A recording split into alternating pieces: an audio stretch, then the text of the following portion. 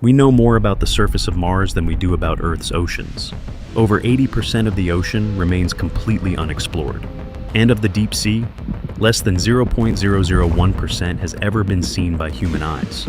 So, when ancient sailors told stories of sea monsters, creatures with glowing eyes, island-sized bodies, or jaws wide enough to swallow ships, maybe they weren't just telling tales. Maybe they saw something real. Strange fossils, mysterious footage, bizarre carcasses that defy logic. They all point to one chilling question. What if those old sea monsters actually existed? From icy fjords to tropical trenches, strange discoveries have revealed that many legends had a biological basis. Fossils, footage, and eyewitness accounts point to something deeper. Medieval sailors warned of Aspidocalone, a massive creature so enormous it appeared like a small island at sea. Ships would anchor upon its shell, campers would light fires, only for the beast to submerge once disturbed, drowning the unwary. The myth isn't entirely baseless. Leatherback turtles, Dermocales coriacea, can exceed 2 meters, 6.6 feet, in shell length and weigh over 900 kilograms, 2,000 pounds, making them the largest living turtles. With their domed backs, slow movements, and dark coloring, an unmoving leatherback could be mistaken for an island under foggy or dim conditions. Indeed, historical accounts of floating rock-like creatures likely originate from sightings of genuinely massive sea turtles. The physiology of the leatherback, exposed ridged shell, dark silhouette, and buoyant tumbling, matches descriptions of Aspidocalone. Before we continue to Myth 2, the mermaid and its real-world counterpart, here's a quick pause. If you're curious enough to chase down these real-life legends, subscribe and join the quest. Which ocean creature from this list would haunt your dreams? Let me know below.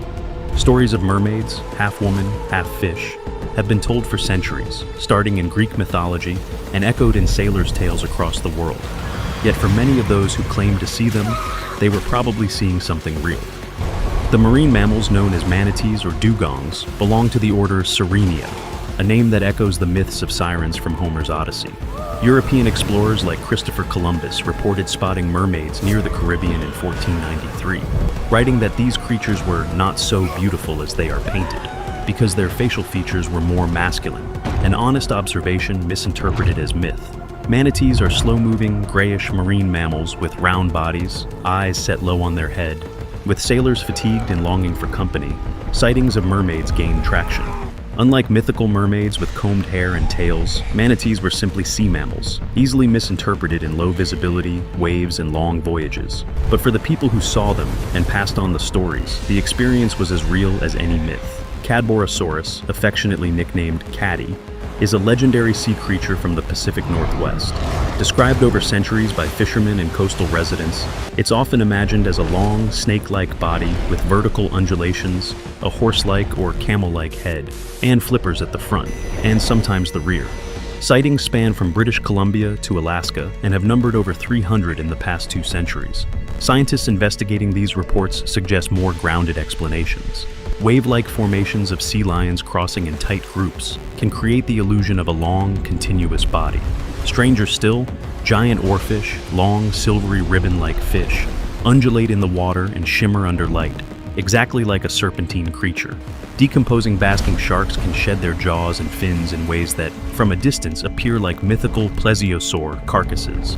In one notable instance, 2 police officers first thought they saw a sea serpent, only to realize through binoculars they were watching a bull sea lion leading others in a coordinated swim, producing a haunting, undulating hump train. There was even a famous 1937 incident at a whaling station where fishermen found a long carcass in a whale's stomach. Photographs showed a rectangular head and sinuous body arranged across tables and crates. But when samples were examined by museum experts, the remains were identified as those of a fetal baleen whale. So, while the colorful tales of Caddy endure, complete with dramatic visual descriptions, the most plausible reality behind the legend lies in misidentifications of real marine animals behaving in unusual conditions. Myths don't vanish at daylight. They often reveal truths obscured beneath the waves. Legends of the Kraken, a monstrous sea beast capable of dragging entire ships into the depths, have captivated imaginations for centuries. But this myth isn't purely fictional. The actual creature most scholars believe inspired such tales is the colossal squid, Mesonicoteuthis hamiltoni. Discovered in 1925 from parts found in a sperm whale's stomach, Specimens have since weighed nearly 500 kilograms, making it the heaviest invertebrate alive. This squid's most extraordinary feature? Its eyes, the largest known in the animal kingdom. Each eye can measure up to 27 centimeters, 11 inches, in diameter, about the size of a basketball. These massive forward-facing eyes are adapted to capture as much light as possible in near total darkness.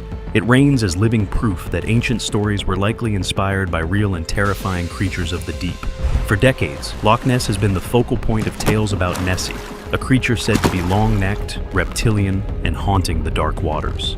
These stories often drew comparisons to plesiosaurs, ancient marine reptiles known for their distinctive long necks and flippers. Plesiosaurs were not dragons or mythical monsters. They were real creatures that thrived in Earth's oceans from about 203 million to 66 million years ago. They met their end during the Cretaceous-Paleogene mass extinction event, roughly 66 million years in the past. In contrast, Loch Ness itself formed only about 10,000 years ago, after the Ice Age, far too late for any dinosaur-era creatures to have survived there. They were built to move horizontally in the water. Most credible explanations for Nessie sightings point to misidentifications, floating logs, bubbles, wave patterns, or optical illusions.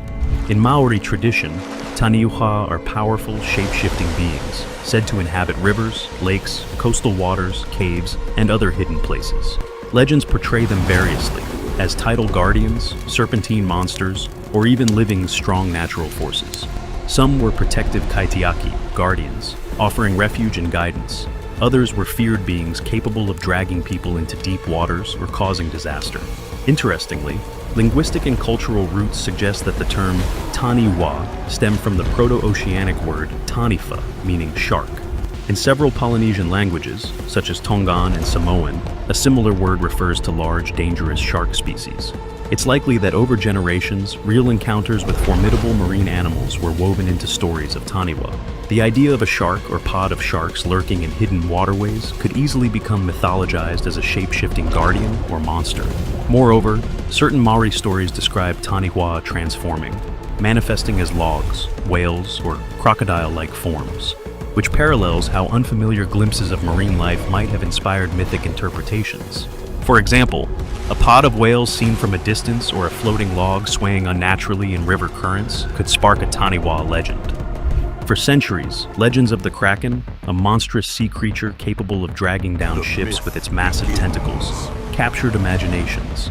Today we know that myth wasn't pure fantasy. The giant squid, Architeuthis dux, is a real deep-sea cephalopod, typically reaching lengths of 10 to 13 meters, 33 to 43 feet, from body to tentacle tips, making it one of the largest invertebrates on the planet. Scientific estimates place the longest confirmed specimens at around 13 meters, extremely rare, but within documented range. One famous 2005 incident brought the first ever live images of a giant squid. An 8-meter individual took bait on a camera line and clung for hours before breaking free. In the pitch-black twilight zone of the deep ocean, between 600 and 800 meters below the surface, floats one of nature's strangest and most mesmerizing creatures, the barrel-eye fish, Macropini microstoma. At first glance, it seems like something from science fiction.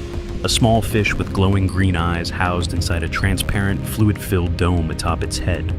These tubular eyes, designed for detecting faint light sources above, can rotate forward to focus on prey, functioning much like swiveling binoculars. The transparent shield acts as its own little cockpit, giving it a surreal, almost alien appearance. The barrel eye's anatomy isn't just for show. Its large, rod-rich eyes are engineered for vision in near-total darkness, allowing it to spot bioluminescent jellyfish or small crustaceans drifting through the water. The see-through head makes it impervious to the stinging tentacles of siphonophores, common deep-sea prey it often steals food from. This little fish was first described in the late 1930s, but it wasn't until 2009 that a live specimen was filmed in its deep habitat by ROV cameras. That rare footage revealed the rotating eyes and transparent skull in full motion, and while their stories twisted over time, the core of them wasn't wrong. Evolution has produced animals more bizarre and terrifying than any human imagination could dream up. And here's the part we can't ignore. Over 80% of our oceans remain unexplored. We've mapped the surface of Mars more thoroughly than Earth's seafloor. So, when we say there's more out there, we're not talking about maybe. We're talking about certainty. The legends we've just explored, they're proof of what's already been found. The real question is, what haven't we found yet? If you're still here, then you're one of us, someone who wants to uncover the truth behind the myth. So, tell me in the comments, which of these real ocean creatures shocked you the most? And more importantly, what do you think is still out there? Hit like, subscribe, and turn on notifications, because we're just getting started. The sea forgets nothing, it only hides. What if the Viking myths you've heard weren't myths at all? We often say we know more about Mars than our own planet, but when it comes to our seas, that's no exaggeration. Scientists estimate that less than 0.001% of the deep sea floor has ever been directly explored by humans, a tiny window into an immense unknown. That means most of our ocean floor remains a mystery. Just like the ocean, the Viking mind was filled with unknowns. Ghostly hunts at night, monstrous serpents beneath their ships, undead rising from graves. These weren't just stories. They were ways of explaining what people couldn't understand. The Vikings spoke of Sleipnir with awe. Odin's extraordinary steed, graced not with 4 legs, but 8. With unmatched speed, Sleipnir carried the All-Father not only across earth and sea, but between realms, from Midgard to Hel and beyond.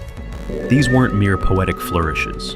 On Gotland, runestones like the Tjengvida and Ardre 8 depict an 8-legged horse bearing a rider, widely interpreted as Odin himself. One scene even shows a Valkyrie offering a drinking horn, suggesting arrival in the Hall of the Slain. These carvings stick in the mind. They must be deliberate, powerful symbols, a steed so fast only myth could bear it. Behind the myth lies a kernel of real-life significance. Horses stood at the heart of Viking life. Warfare, travel, wealth, status, and played a central role in sacred rites. In sagas like Gylfaginning, Sleipnir is born when Loki, shape-shifted into a mare, is impregnated by the giant stallion Svadilfari. This unlikely pairing results in Sleipnir, the gray 8-legged horse, unique, uncanny, and undeniably mythic. Scholars believe Sleipnir's 8 legs may symbolize superlative speed, a mythic way of speaking that one could outrun time, but also carry deeper meaning, ritual, and shamanic power. Hilda Ellis Davidson interprets Sleipnir as a shaman's steed, a psychopomp enabling the soul's journey between worlds. In this way, the horse connects with other mythic symbols of transition, like the world tree itself. Sleipnir also reflects broader Norse attitudes toward horses. In their myths, horses bore more than riders. They bore messages, souls, and fate. Rune inscriptions and sagas describe ritual sacrifices, funeral feasts, and the belief that a warrior might journey to Valhalla on horseback, Sleipnir serving as both a guide and a symbol of honor. Before we go deeper, if uncovering the truth behind ancient Viking myths sparks something in you, subscribe and join the journey. These stories aren't just legends, they're windows into how people made sense of the strange and powerful world around them. Ready for the next one? In the dark hours of a Viking night, there were stories told in hushed tones, of something stirring in the earth. Not a ghost, not a spirit, but something far worse, something that got back up. They called it the Draugr. This undead being wasn't spectral and drifting, it was solid, heavy, swollen with death. It lived in graves, guarded treasure, and sometimes dragged the living down into the same fate. In sagas like Grettis Saga, warriors would descend into burial mounds to fight these bloated corpses. Battles described with detail so raw they feel like memory, not fantasy.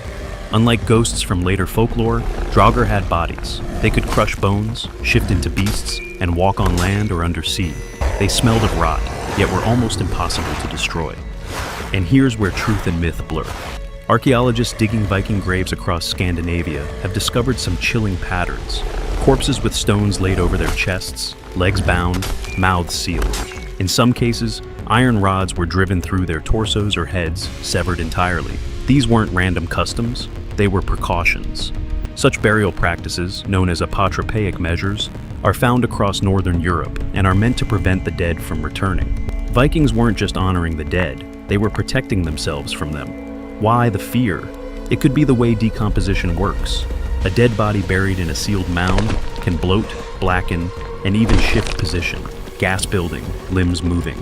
To those who return days or weeks later, the body might seem restless. More than anything, the Draugr myth shows how the Vikings understood the boundary between life and death. In 1335, quarry workers near Klagenfurt, Austria, unearthed an enormous skull, strange, heavy, and unlike any living creature. Locals interpreted it as the skull of a dragon, the fabled lindworm that lay buried in local myth. Seized by legend, the skull was sculpted atop a nearby fountain in 1590, forever immortalizing the beast in clothed stone. Only centuries later did scientists confirm the skull belonged not to a dragon, but the woolly rhinoceros, an Ice Age giant last seen across Eurasia some 14,000 years ago. This singular fossil ignited a legend. Tales of the lindworm grew richer and stranger. Swedish folklore described color-dark serpents with horse-like manes, blind victims with a spit of foul milk, and dragging people into rock crevices. These stories manifested in local lore long after the beast had vanished, embodying the awe and fear that petrified bones could inspire. In literary tradition, the lindworm also appeared in fairy tales. The Danish king Lindworm tells of a half-human, half-snake prince cursed at birth. Only the clever maiden, shedding dresses as she strips the beast's skin, reveals his human form beneath. These stories, far removed from fossils, continued feeding the myth via allegory. They speak less of monsters and more of transformation, redemption, and hidden truth. What does the lindworm teach us? That myth often grows around misunderstood discovery. A fossil, tangled in centuries of belief, becomes a creature of legend. That statue in Klagenfurt remains not just as a mythic figure, but as perhaps the earliest reconstruction of anything extinct, long before paleontology as we know it existed. So, next time you hear a legend brewing from bone, remember, behind every myth there may lie a fragment of real history, waiting to be uncovered. When the wind howled through the pines and lightning split the sky during the darkest nights of Yule, Norse and Germanic villagers spoke of an unearthly cavalcade, wild, roaring, and rushing past on invisible paths. They called it the Wild Hunt. To hear its approach was to feel the earth tremble. Carts of bone-white horses, spectral riders, and hounding cries tore across the horizon like a storm made flesh. Some whispered that to glimpse it was to court disaster, foretelling war, plague, or worse. Others spoke of the dead being claimed into the hunt's ghostly ranks, dragged screaming into other worlds. Today, scholars see deeper significance in the legend. The Wild Hunt took shape in a liminal time of year, Yule, where darkness and winter made the boundary between life and death thinnest. Folklorist Jacob Grimm, in 1835, grouped these stories into a deep-rooted myth tied to Odin, leader of the Wild Hunt across much of Europe. In the heart of Maori tradition, the Taniwha emerges as a creature both feared and revered, shifting forms from serpent to shark, whale to floating log. These beings are deeply anchored in the natural world, inhabiting pools of river mist, shadowed cave mouths, or the restless seas. In some tales, they ferried voyagers safely across turbulent channels. In others, they emerged as terrifying predators, wielding tail and tooth against those who disturbed their domain. Whether guardian or devourer, Taniwha embodied the tame of natural forces beyond human command.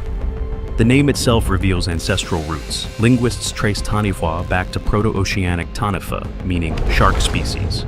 Across Polynesia, Tonga, Samoa, Niue, the term invokes powerful sea creatures, reinforcing how encounters with real marine life shaped the myth. Taniwha took many forms.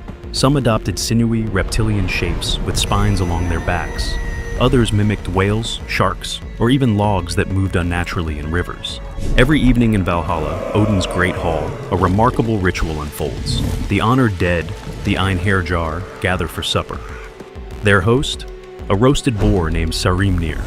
What makes this feast extraordinary is that, by morning, Sarimnir is whole again, alive, uncooked, and ready to nourish the warriors once more. In the Prose Edda, the figure of Hai explains to King Gylfi that the divine cook Andrimnir prepares Sarimnir in the cauldron Eldrimnir nightly. The feast never runs out, for the boar restores himself each dawn, an eternal cycle of sustenance. Similar notions appear elsewhere in Norse lore, such as Thor's goats, which regenerate after being eaten, provided their bones remain unbroken. There's layered symbolism in this myth. While Sarimnir is described as a boar, the name may also mean sooty sea beast, hinting at connections to cooking methods or primal ritual, an idea central to Norse ceremonial practice, where ritual offerings sustain community bonds and cosmic balance. Imagine a society where the gods' hall pulses with nightly feasting, where death and even destruction yields to renewal, and where warriors rise for battle anew. Sarimnir isn't just dinner, he's a symbol of resilience, of nourishment beyond the grave, and of life's persistence in the face of fate. In seasonal rites like the Winter Blot, boar sacrifices were common, perhaps echoing the endless feast of Sarimnir. In that, this myth isn't just storytelling, it's a ritual archetype, suggesting that sacred feasting and cosmic order were inseparable. In the grand tapestry of Norse myth, Sehrimnir embodies the hope that what's destroyed can rise again, that strength is restored through sacrifice, and that even in Valhalla, the cycle of life endures. So, I want to hear from you. Which of these myths felt most real? Share your thoughts below. If you're all about uncovering the truth behind the legends, like, subscribe, and hit the bell, because in every myth, reality waits to be rediscovered. What if the creatures that haunted African folktales weren't made up just to scare children, but were rooted in something real? Africa's landscapes run deep with mystery. Dense rainforest, shadowed swamps, winding rivers, and cavernous deserts. Over hundreds of generations, stories grew up, of beasts with glowing eyes, serpents in water, giants of the forest. When someone saw something strange in the night or heard something unexplainable, myth was the language they used. Today, scientists dig fossils and catalog species. We know much more than people in the past, but even now, the wild parts of Africa remain poorly documented. New species are still discovered. Sightings still raise questions no one can fully answer. Even as the sun scorches the arid hills of South Africa's Richtersveld, the shadows in its caves whisper of a creature older than memory. They call it the Grootslang, the great snake of the Orange River, a beast part serpent, part elephant in some tales, guardian of diamonds, eater of the curious.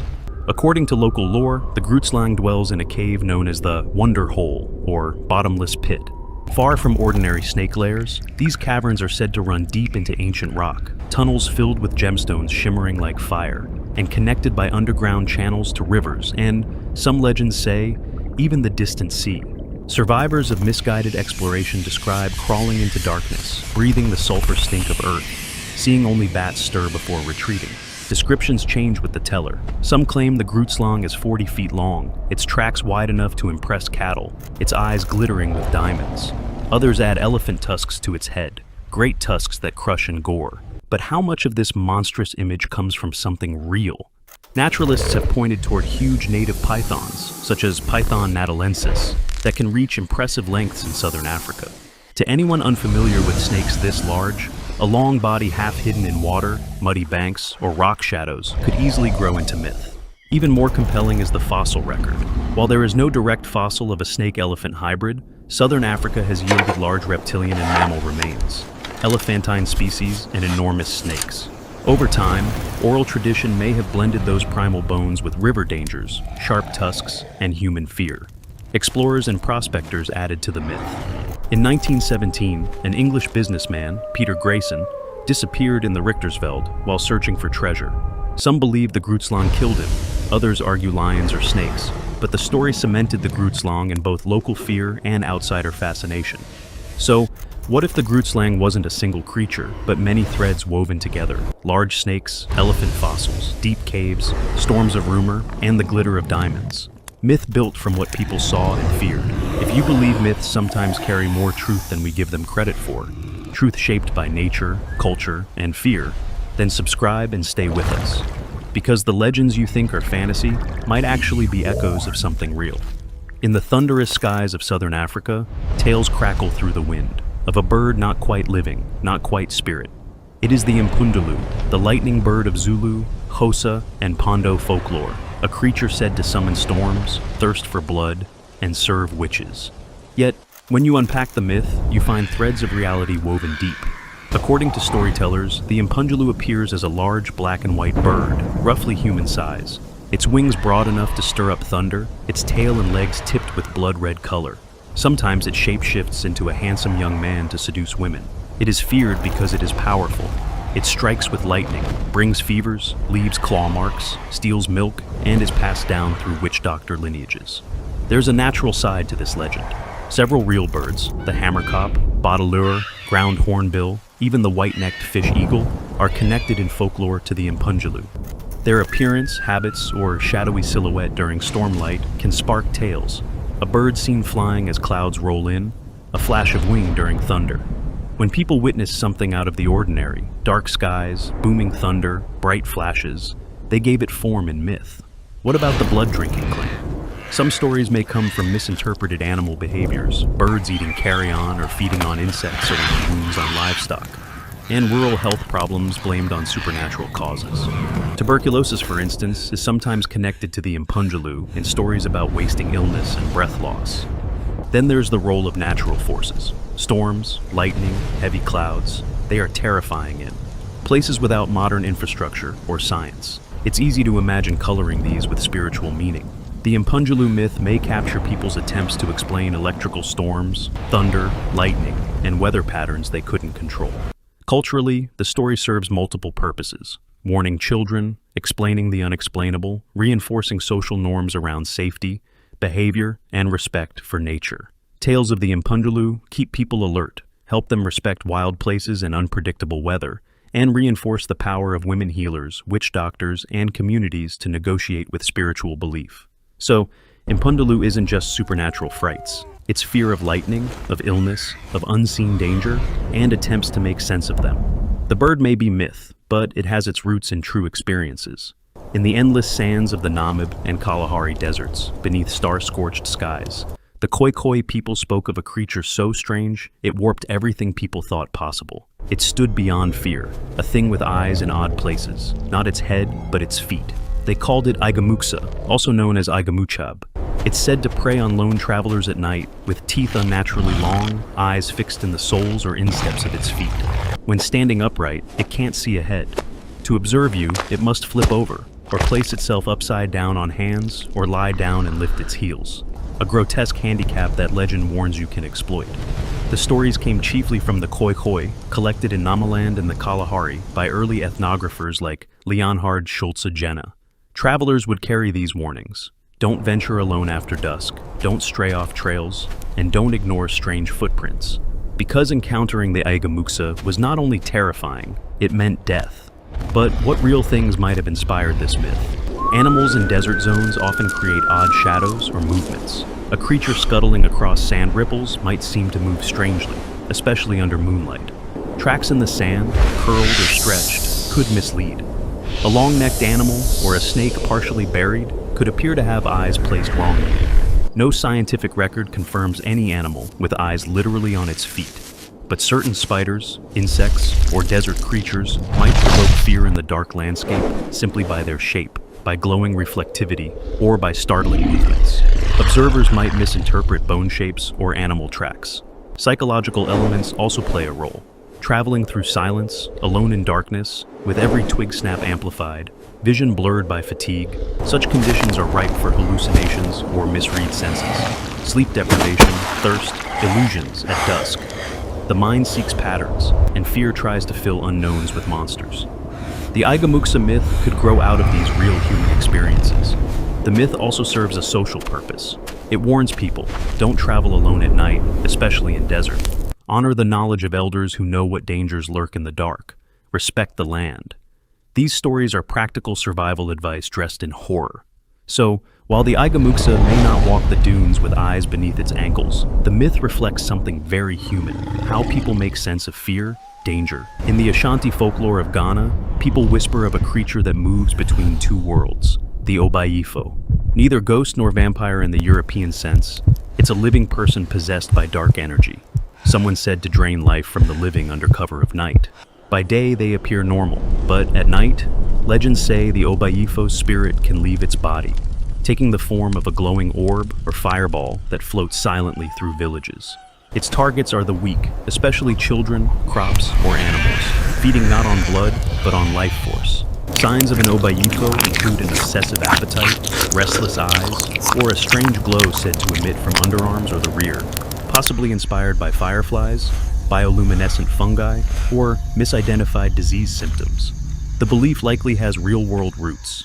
Illnesses like malaria or tuberculosis, common and poorly understood in earlier centuries, cause symptoms like wasting, fever, or hallucination, which may have been attributed to spiritual attacks.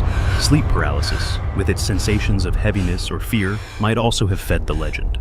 Culturally, the Obayifo myth served as both warning and control. In tight-knit communities, anyone showing secretive behavior or causing envy might be suspected. This fear helped enforce social norms and strengthen reliance on traditional spiritual leaders who were believed to offer protection. While the Obayifo remains a figure of myth, the forces behind it are all too real. disease, suspicion, social tension, and the need to explain the inexplicable. It's a reminder that monsters don't always come from fantasy. They often rise from human fear itself. In the humid swamps and mangrove forests of the Gambia, Senegal, and Guinea, parents still warn children, don't linger by the water's edge. If you do, you might glimpse the Ninki Nanka. They say this beast blends traits, a reptilian body, sometimes like a crocodile's scaly bulk, other times with a long neck reminiscent of a giraffe, a horse-like head, 3 horns, gleaming eyes. It's said to lurk in river mouths, within swampy marshlands, emerging by moonlight. Various accounts mention scales that reflect moonlight, tracks so wide it could circle a hut, and an aura of dread. Some say a glance from the Ninki Nanka's eyes causes sickness. Others believe seeing its full shape foretells imminent death. Could there be a natural explanation behind these horror tales? Scholars suggest yes.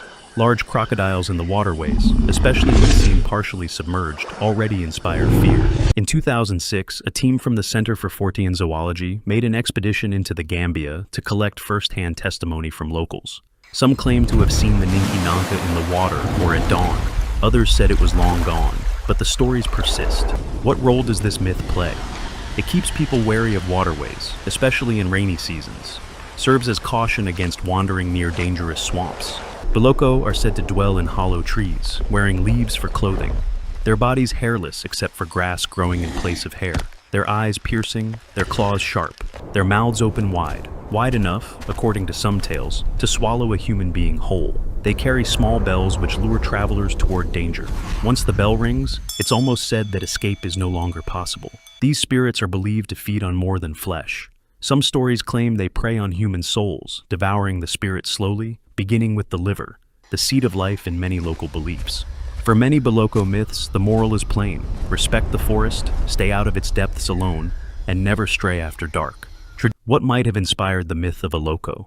While no science confirms they exist, there are observable roots. Forests are full of unseen sounds, shadows, and danger. Venomous insects, predators, and diseases. A small wound becomes infection. Strange lights might be glow from bioluminescent fungi or insects. Shadows between hollow trunks play tricks on the mind. All these feed fear. A bell ringing in the distance, whether a stray animal or a tool used by woodcutters, may become the Oloko's call in the imagination. The Oloko myth also carries social weight. It stabilizes behavior, instills caution. Do not wander alone. Do not disrespect ancestors. Do not take from the forest carelessly. The stories protect culture and environment by embedding respect for nature and fear of what might happen otherwise. So, while no living person has proven the Boloko beyond myth, their stories are tethered to real dangers, real forests, and real human fears, making them far more than just tales told around a fire. From ghostly forest spirits to once living beasts misremembered in myth, each legend we explored holds a thread of truth. These weren't just stories. They were ways to explain the unexplainable, to warn, remember, and revere the world around us. And in many cases, they reflected real creatures, real dangers, or real beliefs shaped by the land. Africa's mythical beings weren't born from fantasy alone. They were forged in history, nature, and fear. Which legend left the strongest mark on you? Let us know below. And if you crave more truths hidden in myth, like, subscribe, and follow the trail, we're just getting started.